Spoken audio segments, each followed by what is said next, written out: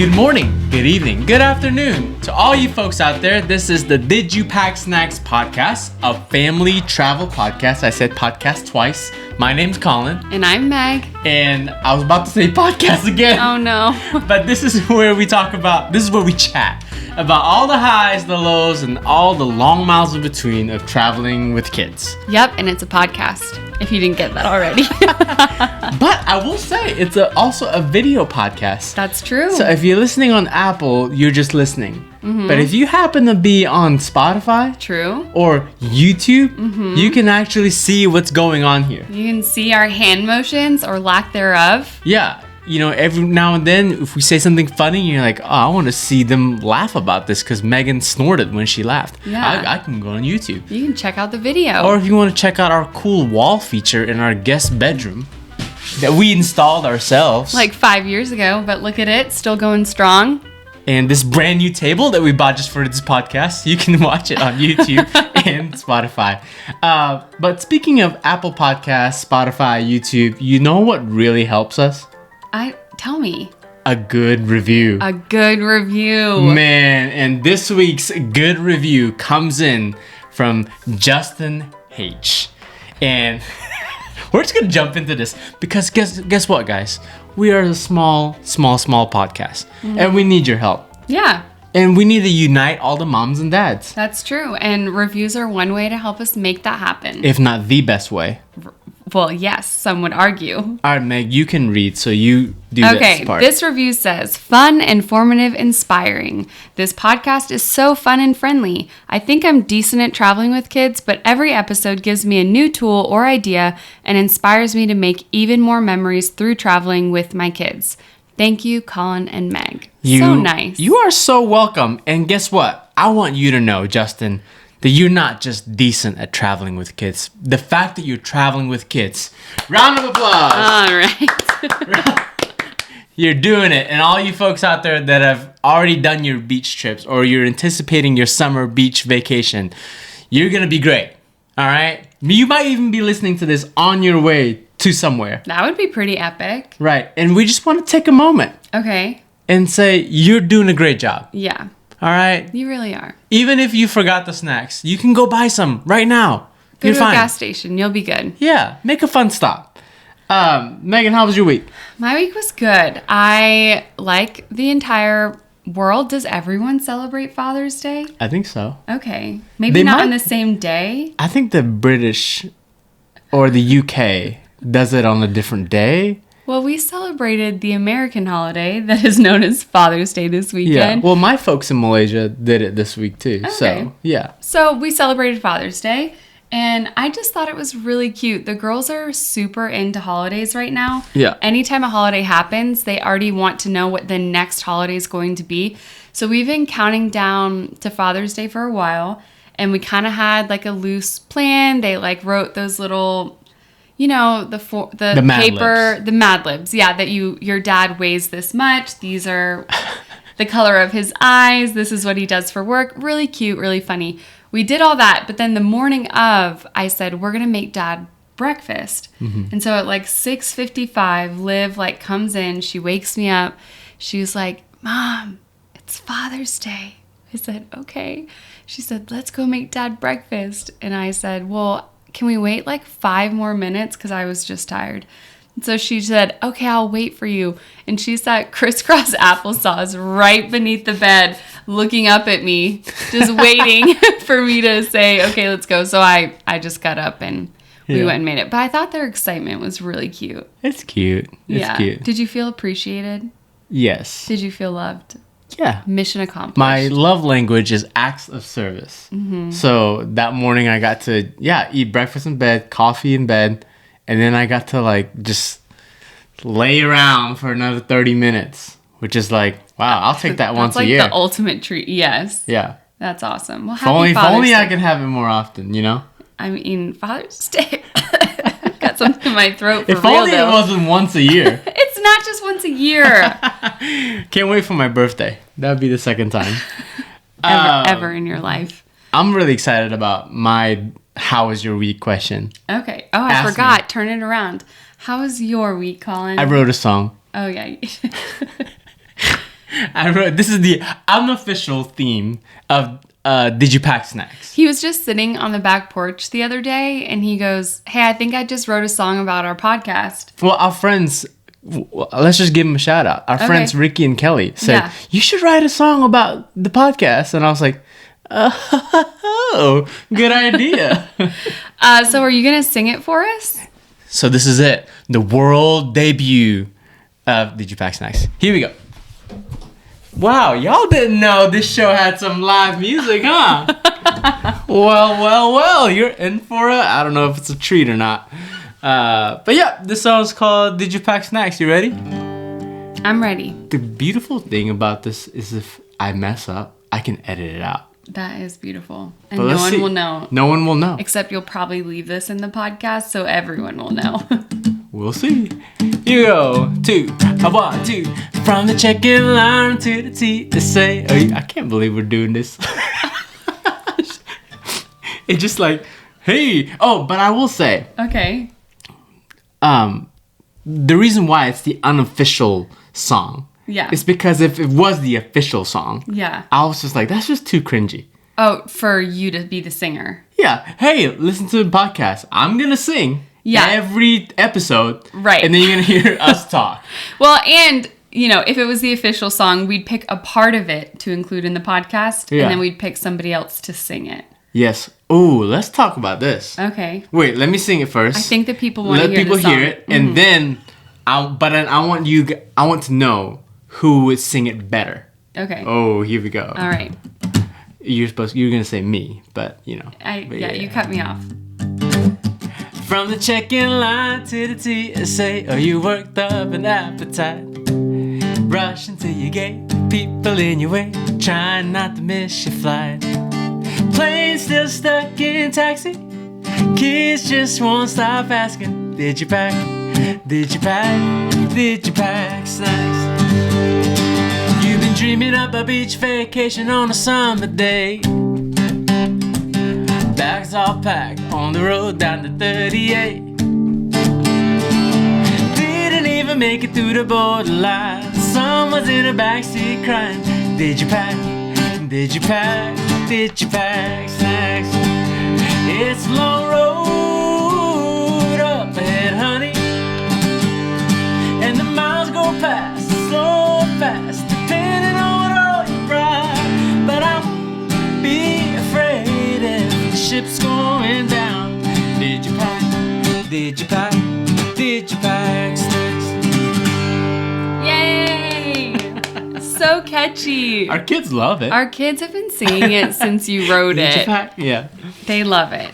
I love it. It's so catchy. And I want a country singer to sing it. I was thinking me. No. What? No. You don't think I think I could do it. Thomas Rhett. Oh my goodness. That would be pretty. Yeah, it definitely has a little twang to it. Right. And I don't write country all the time. Right. But I felt like road trip, travel, it just felt like a car song. Yes. Yeah, something you would sing in the car. Yes, Thomas Rhett. Please record the song. Or if you have another idea, just like you can write the better song. Leave a comment. Tell us who you think we should ask to sing the song. Let's dream big. Let's dream big, folks. Yeah. I mean, my biggest dream would be Bruno Mars and Thomas Rhett. Duet. Together. Oh, maybe with like a little Snoop Dogg in the background. No. No. There's not a rap version of that. Could be. Cut. All right, folks. Well, today we got some travel tips for you. I noticed that a lot of times in the reviews and what people say to us, they're like, "Can't wait to get the travel tips." And I'm like, "Oh boy." I was like, the thing that I didn't want this podcast to be was that we were educators. Right, because we don't feel like we have it figured out. We're just like going through the motions and learning things along the way. Right. So maybe it's just like... But the truth is... Okay. But the truth is we have learned things on the way. We have. And we did we've messed up. Yeah. Yeah. That, we've traveled for more than 400 days. Right. Back to back. Back to back. We've done, I don't know how many flights. Too many. Too I don't many. keep count of that stuff, but it's been a lot. Right. We've Yeah. put some miles on the tires. Okay, so maybe we have some insight to offer, but we're also, if you listen to something and you're like, nope, I did that, didn't work for me. Okay. Yeah. This is the best that we got, but maybe We're trying, not. okay? Maybe not all of it's gonna be something that would work for your family, but maybe a few nuggets you could get along the way. Right. But we got some travel tips for infants, toddlers, elementary age kids, and then teenagers. Yep. And today we're going to focus on air travel. Yes. Because I feel like that's the harder one of the two. Daunting. What do you think? Yeah, I think it's the most daunting because when you're in a car, you have like your own space. It's kind of like an extension of your house. You can pack it with whatever you want. Nobody's weighing your luggage. You can stop to use the bathroom. I mean, it's just a lot easier. Right. And if the ship goes down, you can turn the car around. You can turn the car. You say, kids, we're going home. It's done. Right. This was the vacation. We're 3 hours in and we're over it. Yeah. But yeah, once you get on a plane and you get up in the air, you're like more or less trapped You're trapped in a metal bird. in the sky. Right. And thank God we don't just have battery operated planes. We've got some extra security with gas currently. Colin says they're going to take that away from us in the future. 2028, baby. But I do think that airplane travel can be really daunting, especially with little kids, because they're just kind of wild cards. And you're like in a vehicle Right. with other people. Oh gosh. And that's the worst. And like, we don't even have to call the other people a name. I always feel like that's discriminatory because then, you know, when people say Karen, but then your name's Karen, I'm like, oh, I hate that. Okay. But like, just that personality. Everybody knows you've got that person on the plane that's going to give you the death stare. And you just want to look at him and be like, you were a baby. You used to be this. So why are you having all of these Somebody feelings? wiped your diaper. Right. Cleaned your diaper. Yeah. Man, but I just thought of a story and I wanted to share it really quick. I love a good story. Okay. But the first time that we were taking Charlotte to Malaysia to meet her grandparents. The year was 2017. Yeah. She was like 9-10 months old when we were on our first long leg getting over there. And it was bad. I mean, bad in the sense that she was like she was awake when maybe we wanted to be sleeping. It was more exhausting. I won't say bad. It was just an exhausting flight trying to manage her and the time difference. And we just had her on our lap. We didn't have an extra seat. So it was just a lot. She was like wanting to move around. And we think now looking back that you got altitude sickness. Do you remember that? You just started feeling not well all of a sudden. And you were like, I don't feel good. I have to close my eyes. I have to maybe go to the bathroom. Yeah. And I immediately had this sense of like overwhelm that there was I didn't know where you were going with that this. there was no way that I could manage this person, this little baby by myself because I was so tired. And I literally looked at you so serious and I said, you are not allowed to be sick until we get off this plane. Yeah. And do you remember what you said? I said, okay. And then I think every cell in my body also said, okay. And everything just went on pause. Everything went on pause. And at the time, I was like, oh, maybe he didn't feel as sick as he was like leading on. Yeah. Because the rest of the flight, you were very helpful. Like we just kind of passed her back and forth. Yeah. But we get to the airport and Colin's dad's walking up to like Soon meet as I us. see my dad. We hand him Charlotte. We hand Colin's dad Charlotte. Colin goes straight to the bathroom and like pukes. Yeah. Like your body was like, my work here is done. I've delivered the goods. And you just like, and then for like 2 days, you didn't get out of bed. I was in bed for 2-3 days. Yeah. I'm sorry. And we still don't know what that was. Yeah. From what we can tell, it sounds like altitude sickness, but it's just strange because you had never gotten it before. Yeah. But yeah, I'm really sorry. But then It's never happened since either. I know. But that was just the terror in me as like a mom. I was like, I can't. Yeah. And then you managed to make it through. So Oh, yeah. You scared my entire nervous system. way to go, dads. Way to go, moms. To scare you. You have the ability, moms have the ability to pause sickness. You will not be sick. Oh, man. Okay, so let's talk about, speaking of, traveling with Char when she was a baby, what are some little airplane tips that you would give to someone traveling with what we would consider to be the infant category? Yeah. All right, so we're jumping into this? Yeah, let's jump. All right, let's dive on deep. I'm just going to go through the list that we have. Okay. First things first, and we did this when they were younger too, and it applies to toddlers even. Okay. But get a good travel stroller. Yeah. You know, I sold it in a garage sale. Megan was like, why did you do that? But we had a really nice stroller. Mm-hmm. And then we also had a travel stroller that you could like, we did one of those things where you like, and it's like ready. It's called a GB Lite. You can look it up. Well, there might be more or products it's called now. like a pocket stroller. Yeah. And it just gets really small so you can bring it onto the airplane with you. And pro tip, the reason why that can be important. I'm just sneeze. Dramatic pause. You got to cut that out. No, we're keeping it. Okay, the reason why a pocket stroller like that can fold and come in as a carry-on is important is when your plane lands somewhere at 2 a.m. and you have to get that baby all the way to security and customs to baggage claim before you can get your stroller if you had checked it. That sometimes, some of these airports, it's like a little mini marathon. Right. I mean, it's so far away. Yeah. So anyway, having a stroller that you can bring as a carry-on means that part of your trip is going to be smooth. Right. Or if you're a baby wearer, go ahead, do that. Oh, that's true. Wear your baby. Yeah. Another tip is you can use your car seat on a plane because we found when they were a lot younger, somehow when we traveled in Asia a lot and we're like in my parents' car and car seats in, let's say Malaysia. I don't know about other countries. Well, some. Okay. But Malaysia specifically, in my hometown, small town, not the main city, car seats are just like a guideline. I would say overseas in general, it gets pretty murky. I mean, Yeah. in terms of what's available, what's required, and that's like to your own discretion of what you feel comfortable with. Yeah. Yeah. But I will say like it's 50-50, so just watch what all the other families are doing.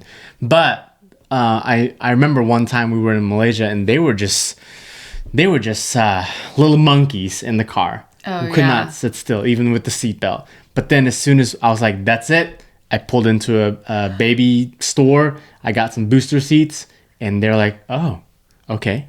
Yeah, we let our kids. This is my space. We were like, okay, sure. We'll be like, I know this can be. I feel like we're gonna get canceled, but I'm just gonna say it anyway. Ooh. But we like because we don't care what people think. No, except when we need your reviews.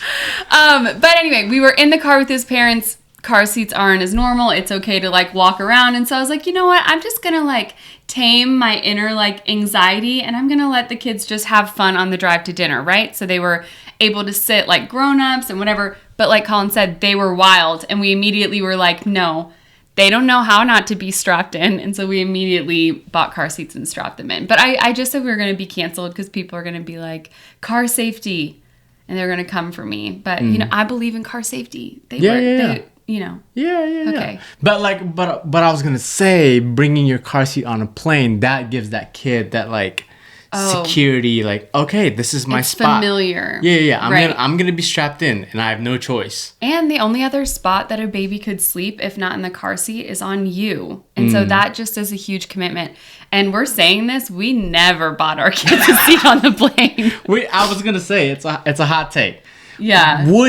Are you the parent that pays for a extra ticket for your kid that's under 2? Yeah. Would you do it? I think now, looking back, I probably should have. Could we have then? I think Probably we were not. just trying to take advantage. I mean, it's the same reason people like go to theme parks and stuff before their kids turn a certain age. Yeah. Because you want to utilize the freeness of travel. Yeah. So I don't know. I think if you're going on a long trip and you can afford it, a seat is only going to benefit you. Right. And I have something to add to this. Okay. So because it's been a while since we've traveled with a baby, I wanted to reach out. I'm calling this like phone a friend. Okay. So remember Who Wants to Be a Millionaire? Did you ever watch that show? Yes. And then at the end, if you were like, I don't know what to pick, you got to like phone a friend. Megan, I think the whole world knows what phone a friend is. Okay. Well, I know they know what it is, but I'm saying that's like this I got the idea from that moment where they phone their friend. Okay. And then I've always It wondered. might be trademarked. We might not be able to use phone a friend. That's true. Buddy. Reach out to us, former executive of Who Wants to Be a Millionaire. But I always did wonder about that show, if the person on the other line was allowed to be on the internet. True. If like that segment can't happen in 2023 because they can Google it. Yeah, I mean, they could literally just have their phone on speaker next to Siri, and she would flash the answer. I wonder if they ever did that in the 90s, and then you can hear it over the phone. And they're like, whoa, caller, you cannot be on the internet. Okay, so one of the families that I follow on Instagram, their handle is Departing DTW because they are based in Detroit, but they've been traveling the world with their 2 kids. That's why. Their little boy is 3 and their daughter is under a year old. So these are like little, especially compared to where we are right now. And so I asked Jessica, I asked her, what are some tips that you would share? And she talked about the Donna. What do you think? It's the Duna. The Duna. It's basically a car seat that's also a stroller. And she said something about it that I didn't realize is if your child is rear facing, then it means that the person in front of you can't like fully recline their seat. So that could lead to like a tense moment. So she just suggested always booking in the bulkhead of the plane so that you have that extra space in front of you. What about domestic flights though, when you don't have the bulkhead? Well, I think that the person in front of you is just they're gonna miss out on the recline. Okay. I think is what she's saying. Okay. She also talked about those inflatable footrests that you've seen like all over Amazon, and we've used them before to kind of, it basically is this big balloon that you blow up on the plane, and it allows your kid to lay down. And I've heard things you put it in between the seats, so there's no floor now. There's no floor. And there's just a bed. Right. Yeah. And I've read on some Amazon reviews, people saying that certain flights don't allow them anymore for like a safety issue. Oh. Because I guess if that was there and then there was a stranger in the window seat. He was crawling. Like how could they get out? Yeah. But we've never had an issue. So maybe just blow it up when the lights go out. Yeah, blow it up. Every airline. You heard it here first. Blow it up. Anyone who works on an airline is like, we'll still find you. Yeah. But yeah, thanks, Jessica. She sent a lot of tips, but those were some that I wanted to share. And you can follow her online if you're traveling with a little baby. I also wanted to say, do you remember there was also that bassinet in the bulkhead? Yeah, we did it once on an international flight. I think it was like Qatar Airways or something. But they had the little, a little basket. You plug it into the wall and you strap the baby in, which I thought was like helpful half the time. Well, because anytime the turbulence light went on, they insisted that whether your baby was sleeping or not, you had to take the baby out of the bassinet and buckle them in that thing. Yeah. But guess what I saw on the internet the other day? What? I forgot what airline it was, but it's basically, they added to the bassinet, they added this like webbed strap on top that apparently now when you put that on top of the bassinet, well, one, the thing that it doesn't do, you can't see your kid anymore. They're like underneath this like mesh thing. Nope. But the reason that it's there is to eliminate having to take them out because should the airplane encounter turbulence, the mesh net like keeps them in the bassinet. Okay. And so apparently, can you see through the mesh? There's like yes, if you got really close, but it's definitely like covering the entire bassinet. Yeah. Is what I saw. But it's supposed to be helpful. I guess if it's on an airplane, it's gone through a lot of testing and. Yeah, I just thought it was strange because it literally looks like your kid's like, I don't know. Yeah. It was interesting. Does it come with like a screen, like a Wi-Fi screen, so I can get on an app and look at my baby's face? Just look at your baby's face. Yeah. I think if we didn't have the mesh, though, I think now looking back at that setup, I would just think of that bassinet thing as like not for like a seat for my baby. It's just for extra stuff. We put stuff in there, and like if you just need to put the baby down for like 20 minutes just so you can have a little break, that's what it's for. Yeah, or if you just need to do your lineup, you've got your formula, your water, your snacks, your toys, your like cloths. It's all just like within arm's reach. Yeah. And that's just a nice little closet. Yeah. A little pantry. A little pantry. So book it. Yeah. Just do it. Yeah, but you can only do that over the phone. So yeah, calling airlines is still a huge thing for not that reason, for award travel, for long stopovers, layovers. I do that often, and it's still like I like that in air travel, talking to a person is still like the most helpful thing, which is cool. We need more of that. So what do you think? I'm going to ask you this. This is another hot take. Okay. When they announce family boarding, the glorious airlines that include that in their boarding process, do you go or do you not go? depends on how your kids are feeling or their ages. We've never done this before, but I read online that boarding last is actually a great thing. And the way they do it is like the parents split up, like one of you go set up the snacks, set up the iPads, bring all the carry-ons, you do all the negotiating with the other passengers, like this is my seat, and do all that. And then lastly, when the plane's like almost fully boarded, then the other parent goes in with some calm and fun kids, because they've just been running around outside calm in the and gate. Fun kids. Yeah, they've just been playing. Yeah.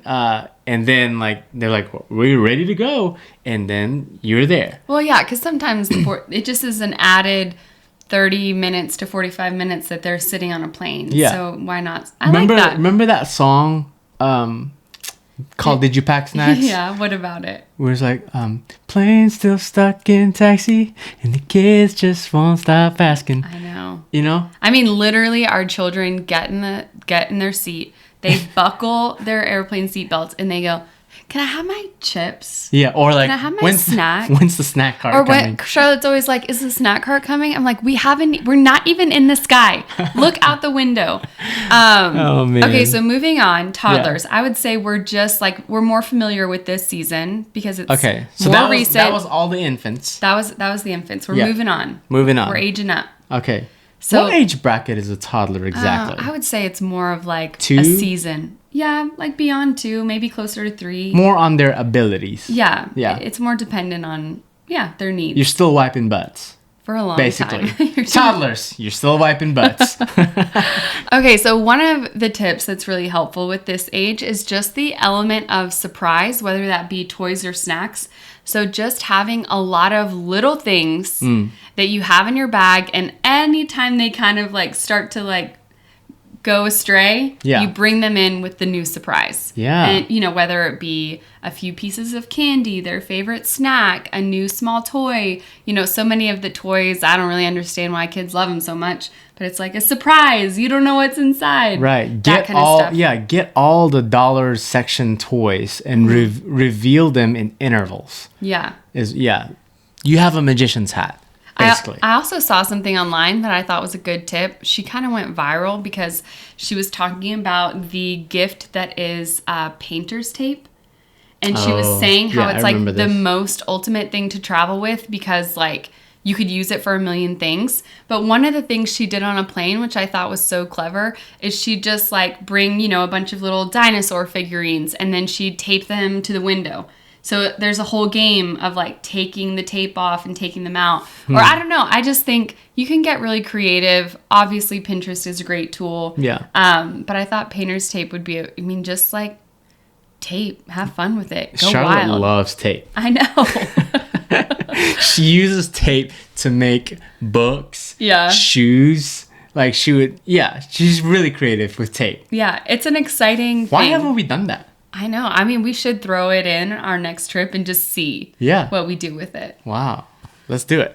Okay, so next up, we're going to talk about this whole travel with car seat thing. It's a thing. Because you can get to another country or get to your destination and you're like, what do I do now? I need to get to my airport. And all of a sudden you realize, the Ubers and the Lyfts don't have, or the Grabs, they don't have car seats, not all the time, But a couple things we got for you. This is called the Bubble Bum. And I'm just kidding. When I said this is the Bubble Bum, I pictured myself like pulling it out. Like and an this infomercial. This is a QVC show. Yeah. This is my imaginary Bubble Bum. And I watched a video on Amazon this morning and there was you inflate it self-inflates and then you blow it up. Kind of like a sleeping pad when you go camping. Okay. But yeah, it's an inflatable booster seat, which I thought was fun. So you can buy it. It's actually like $30-something, so it's not a bad idea. So it's really great when you're in a new country and you just need to get to the airport and you can call that Uber, you know? My overall advice would be to bring a car seat with you if possible. There's so many options online where you can get something like Colin's saying that's smaller. The Bubble Bum. Yeah, there's a lot of options, but I think that there's just an added stress to not have it, and the expectation in a lot of different places, which obviously you can look ahead, is that they're not a requirement everywhere. And so you just kind of have to be thoughtful and mindful. But unless you're getting to an airport, immediately getting in your rental car and you've confirmed with that company that they have your car seats available, then unless that's your situation, I would just bring it, because we've had a lot of stressful moments trying to navigate that, especially when the girls were a lot younger. And I will say, if you're renting a car seat from a company, a car rental company, one, you're going to pay way more for that car seat than if you had just bought one brand new sometimes. And two, I remember when Liv was like 2 and we said, she's not old enough for a booster seat. Do you have like a toddler seat? And what they had available was like an infant seat. Like they had an infant seat and then a booster seat and nothing in the middle. And so that was just kind of lost in communication. So if you can, just bring it with you. You'll avoid a lot of headaches. Yeah. Or I would say like get an official taxi or an official airport transportation, because usually their rules are a little different when it comes to that. And their accommodations, they'd be more likely to have what you need. Yeah. If you need or it. Or get the hotel with the free airport shuttle. That's true. We've done that, and then we always rented. Even though it was more expensive, I always just rented from the car rental agency. Anyways, there was that one time that we were trying to be cheap, and like we got to the country, and then I was like, all right, I'm gonna run to Walmart real quick. Yeah, we like got to our apartment, and then Colin left and went and got car seats. It saved us $40. Okay? I know, it wasn't worth the stress. It wasn't worth the stress. No. Okay, moving on to elementary age. So we're talking like kindergarten and higher. They can wipe their own butts. It gets a lot easier. Can you just recognize how good a system this is? Yeah. Like infants, toddlers. Wait, talking about like specifically like wiping toddlers. their bottoms? Yeah. Oh God. Yeah, way to go, babe. Everyone can relate to that. But I will say that elementary age gets so much easier for a lot of reasons. We've shared in the past, on long flights, we definitely utilize being able to watch games or shows, or we have like, what's the name of the app that's all the school related games? ABC Mouse. We're plugging ABC Mouse, okay? I actually enjoy it a lot because it keeps the girls entertained, but they're doing things that are engaging, hopefully, for their minds. And educational, And educational. But yeah, I would just say that at this age, whether it's that or you're starting to do coloring books, sticker books, card games, like there's just so many more things. Yeah, our kids can play Uno now. Right, that they can do independently on a plane to keep busy. Yeah. So way to go, you've made it to a new season. What are some other things that you would share with elementary school age families? Yeah, so now it's like you've done this now and you've kind of mastered the art of the travel day. So these are just some of the things that how you get to make the trip more fun. And you get to like, this is your travel tip for the actual vacation, not just getting there. And the first one I have on my list is leave one day free in the schedule. We normally do it right at the beginning, and so that we can just kind of reset and chill and sleep if we have jet lag or whatever. But you can do this in the middle of the trip, at the end of the trip, but always leave one day that has nothing on the itinerary, so that people can just kind of revisit things they like, or they just want to chill. Like, do that too. Do you remember what I call this day? What? Day one, no fun. Day one, no fun. Like, don't book a tour. You're just existing in your new environment for the day. Yeah. You're ordering takeout if you want. You're just chilling at the hotel pool. Get that room service. Another thing that I'll say on the plane that's still helpful with traveling with elementary school age is our girls do love to they pack their own backpacks. So like we say, you can bring any toys or activities, and we kind of vet the things that they bring, but they're responsible for bringing their own backpacks with them on the plane. And I also would say that bringing a blanket and a pillow, or at least like a sweater, something warm, will still be helpful at this age to keep them comfortable. We've used the inflatable footrests, and depending on like the height of your kids, it's not really beneficial for Charlotte anymore because her legs are so long, they kind of need to hang down. So she's in the pillow category like an adult now. She just needs a good lean. But it still would be beneficial for Liv. She's 4, having that inflatable footrest, allowing her to kind of like cuddle and lay down a little bit. Then I'm trying to think what else. We typically always let them wear socks so their toes, it just gets cold. So I would say that's like something to be mindful of. And then, yeah, activities and then a snack allowance. So whether they get to pick things out at the the little shops in the airport before we get on the plane, they love that. Mm-hmm. And then we've kind of got all kinds of, we've got the hearty snacks for meal times. Because the one thing that is, I would say, still a challenge is that airplane meals are like hit and miss. Yeah. I mean, they are for everyone. But I think for kids, the biggest thing to be mindful of is you're going to be able to have water. And we forgot to mention this with infants, but planes always have hot water. So if you're doing formula, we would always wait till we got to the plane. They'd load it with half hot water, and then I'd compensate with some cold water to get that perfect baby temperature. But yeah, I just say overall snacks are still, and just food in general, are something to anticipate on a plane, because we've literally given one of our girls a meal before and she's opened it up and she's like, no, nope, it's not even going to touch it. Yeah. So yeah, I would say snacks are a big part of traveling with younger kids. Yeah. Back to the plane though, I will say when you are downloading content on their tablets or phones, the quick tip that I have, and this has happened before to me, where you get on the plane and you open the app, and because you're on airplane mode, the shows that you downloaded don't work. Mm-hmm. So I always try to log into all the apps, make sure they're in the kids' profiles, get it. I even sometimes just hit play to make sure it works before I board the plane and just leave the screen on. Yeah, because I've been on long flights and everything doesn't work. Just a little looking at you, Disney Plus. Just a little dad tip for you. Yeah.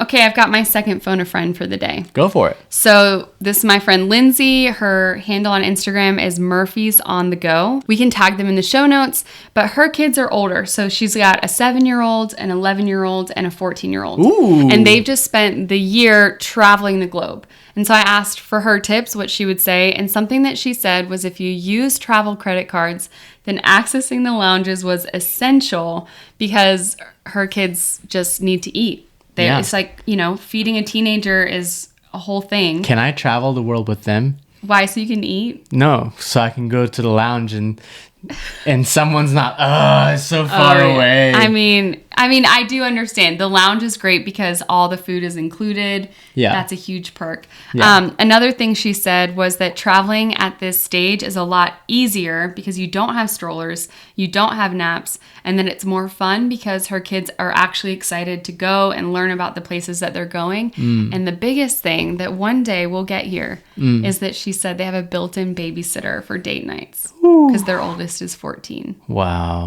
That is just next level. Wow. Because there's so many times where we've been somewhere and our kids are asleep at 7. Yeah. And you just you're in for the night, Yeah. Your days are morning heavy, and then by the evening you're just gonna know that you're in your Airbnb or hotel at 7 p.m. But man, that would be nice. We spent many nights in hotel rooms just looking out the city going, man, the places we could be right now. I mean, sometimes we kept the girls out late, but yeah, overall we missed out on some nightlife because of our kids. Yeah. Okay, so the last category, are you ready for this? I got one more. Okay. If your kids are this actually applies to anything. I'll leave it. This is a general one. Okay. But go on a trip with your friends that have other kids the same age. Yeah. It makes for such a better trip for them because they have their own friends. They're playing in their own world. You'll have more fun too. Yeah, if you can score being able to travel with friends, I mean, that's a whole, what do they say even about when you're dating, that you need to travel together? Because if you can coexist in the stressful environment that is traveling, then you could probably endure life as partners. Yeah. So I think that's maybe a test for friendship. So you need to make sure you bring friends that kind of can handle stress in the same way. Yeah. But having kids the same age would be really awesome. Yeah. But I brought it up, especially at the elementary age, because then the kids can do go their own play thing. Yeah. Versus I got a nurse and you're I got to go take them to naps and you're not really hanging out. Right. But yeah, Go with other families. Go with other families. Okay, our last category, the teenagers. Yeah, which right here, I'm just going to say, I don't know anything. I actually wrote down on my notes. Teenagers, ? They're fine. Fine. They're fine. I mean, they're functioning as many adults at this point, so they need whatever you need. Yeah, you have other challenges. You have other You're challenges. Oh, you want to go to the lounge too? Yeah. Oh, you want to eat at this restaurant too? I would say probably the biggest thing that awaits us is just the more opinions are coming to the table in terms of like how to spend the day, where to eat, where to travel to, and so what they want to wear. Yeah, well, I mean, true. I just think there's more conversations await us, but in terms of like the ease of traveling on an airplane, that's going to be a no-brainer by the time I'm just going to be like, you're fine. You're good. Yeah. Order your own snacks. If you didn't bring them, tough luck. You'll eat in 6 hours. Here's $20. I'll see you in 6 hours. Oh, gosh. Okay. Well, there you have it. Well, you don't have any notes for teenagers? I just did. If you didn't bring snacks, you'll eat in 6 hours. Love you. Bye. And give them a 20. Yeah. Okay. This is our last take. We'll leave you with this philosophy that we've used from time to time. Okay. And that's called splurge for the day. Mm-hmm. And this happens when we're on a trip and, you know, we've done the Airbnb thing and we've saved the money and made and cooked our own groceries. But it's like, we're just tired and worn down. Mm-hmm. So we decide, you know what, for the next night, we're going to go to like the nicest resort and just spend the day there and just splurge for the day. Or and this is, it's really all about contrast, you know, and it keeps the trip like, if you had it hard, have it good. But also, it could also work the other way. Mm-hmm. You know, if we've been at a resort for like 4 or 5 days, which I don't know has ever happened to our family, but if you ever do that, go for a day of like exploring and leave the resort and do something that stretches your family and, you know, make some memories there. Yeah. You know, and it's called the high-low. Like if you're spending low, spend high at the end, or if you've done it high, try something low. Go try some street food instead. Yeah. And I think that contrast makes for a more fun trip. Mm-hmm. You know, it may be more challenging and stretchy, but I think you're going to be happy that you did it. Yeah, I agree. That's a good tip, babe. Yeah. Splurge for the day. Splurge for the day. I love a good splurge. Yeah. Do your own DIY food tour and be like, you want to go to that restaurant? Sure. We'll go try something. Like, just have fun. You want that souvenir? Sure. I love a good sous vide. Yeah. Things that I'll never say. I know. When it's like that kind of day, I'm like, oh, Colin is in a mood and I'm going to take advantage of it. Let's do all the things. I call that ornament day. I know. I was just going to say. The trip is over. Everything. We've done everything that we wanted to. Now all that is left for me is to get to my airport lounge to go home. For Megan, where can I find an ornament? Yeah, and I know that you love me when we're walking by a souvenir shop and you're like, I've got the kids, go look for one. I'm like, that man knows me. Yeah, I was like, Megan, we'll be at the gate. Yeah. All right, folks, that's all the time we have for you today. Tune in next Wednesday. Our episodes drop at 5 a.m. on YouTube, Spotify, Apple Podcasts, and maybe even Amazon Music. Wherever you can find Digipack Snacks Family Travel Podcast. We'll see you next week. Sounds good. Bye, you guys. Bye. Digipack Snacks. Bye.